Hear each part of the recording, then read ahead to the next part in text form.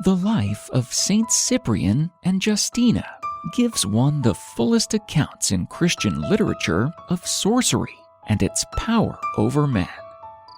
This story could be the product of someone's imagination, but nevertheless, this story is a great example of the divine grace and mercy. In the years before Saint Constantine became emperor, Christians were subjected to everything from suspicion and derision to torture and murder. Young Christian women were especially vulnerable, and many had difficulty in protecting themselves from the amorous advances of men who did not share their faith. Justina of Damascus was the daughter of a pagan parent who had secretly converted to Christianity. They lived in constant fear of getting caught, so they kept their faith a secret.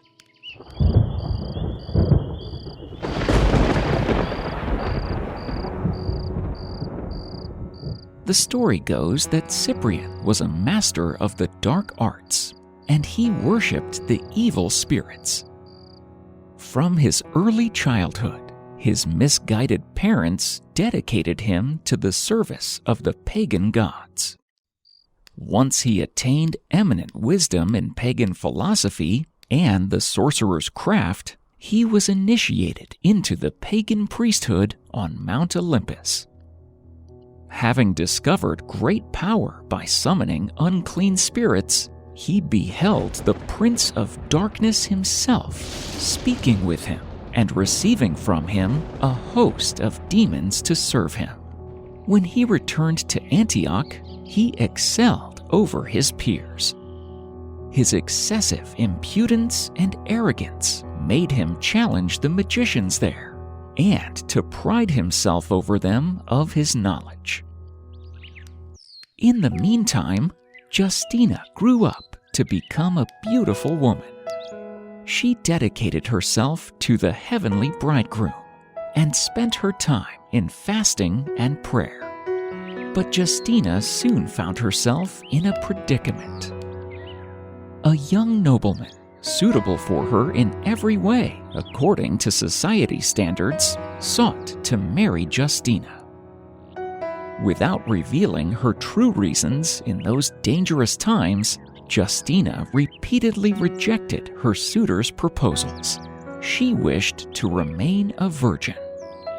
The young man was not easily deterred, however, and he sought help from an unlikely, but not uncommon for the time, source, a magician. He sought the help of Cyprian to persuade Justina to succumb to his charms. Cyprian agreed to fulfill the young man's wishes. When Cyprian went to observe the object of his assignment, he was completely smitten by the young woman himself. Her beauty was great, but her humility and kindness to others was greater. Cyprian had never known a woman like this. He was enchanted. He decided to cheat his client and use his magical skills to win her for himself.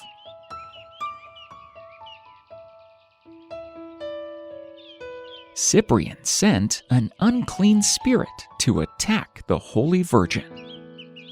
The spirit was meant to arouse carnal passions in Justina.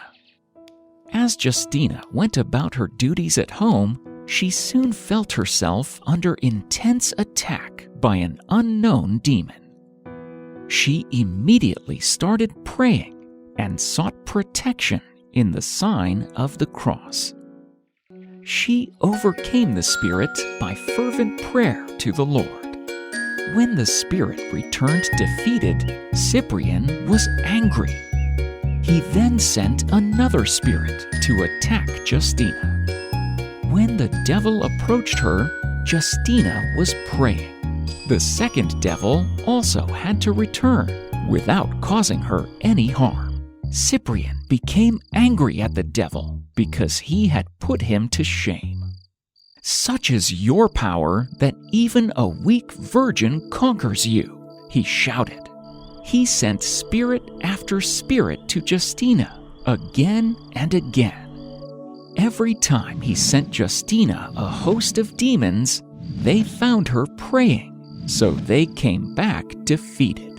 When Cyprian failed, he called the demons and told them, "If you do not bring Justina to me, I shall adopt Christianity." The chief of the demons thought out a device to deceive him. He ordered one of his soldiers to disguise himself and to take the form of Justina and then go to Cyprian. The devil then hurried to meet his master and told him that Justina is soon arriving. Cyprian rejoiced, and he was impatient to meet her. When Satan, disguised as Justina, came to him, Cyprian rejoiced and rose up to embrace her. Because of his great joy in her, he told her, "Welcome, Queen of Women, Justina." Upon the mere mention of her name, Satan, disguised as her, melted away and disappeared like smoke. An unpleasant smell spread out of him and filled the room. Cyprian knew that this was a deceitful trick of Satan, who could not stand before the mentioning of her name. If you take fright at even the mere shadow of the cross, and if the mere name of Christ makes you tremble, said Cyprian, then what will you do when Christ himself stands before you? Cyprian knew he was defeated. But more than that, he knew that it had been due to a higher power, one that he had never encountered before, but that he desired with all his heart to know. The devil then threw himself upon the pagan priest and attempted to beat and strangle him. For the first time, Cyprian tested the power of the sign of the cross and the name of Christ, guarding himself from the fury of the enemy. Cyprian sought help in the same way that Justina had, from the church. He presented himself to the priest Eusebius, whom he had known as a child. To demonstrate his complete desire to give up the life of a magician and become a Christian, Cyprian burned all his books on magic. Very soon, he was admitted as a catechumen.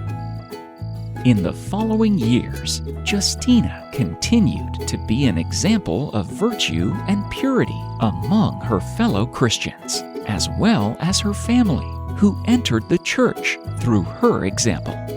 Cyprian started off by sweeping the floors of the church. He then worked for a few years as the doorkeeper. Having completely turned his life to God, he was eventually elevated to priesthood. Cyprian converted so many pagans to Christ that in his diocese no one was left to offer sacrifice to idols, and the pagan temples fell into disuse. And soon he was made the bishop. Justina, in the meantime, was promoted as the superior of her monastery. And then, in the year 304, a fierce persecution of Christians was beginning.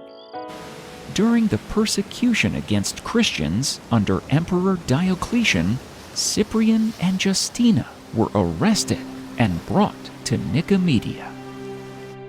They were both tortured severely, but they would not renounce their beliefs in Christ as Lord of all.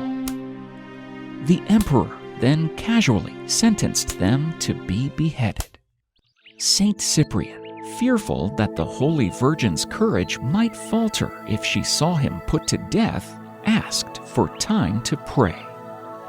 Saint Justina inclined her neck and was beheaded first. After seeing the torments of Saint Justina, a soldier named Theoctistos fell at Cyprian's feet and declared himself a Christian, and he was beheaded with them. The hiero-martyr Cyprian, the virgin martyr Justina, and the martyr Theoctistos suffered for Christ at Nicomedia in the year 304. The relics of Justina and Cyprian, now revered as saints of God who had received the crown of martyrdom, were secretly retrieved and taken aboard ship to Rome. When Saint Constantine changed the world by making Christianity legal, a church was built in Rome for the relics, but they were later translated to the Church of St. John Lateran.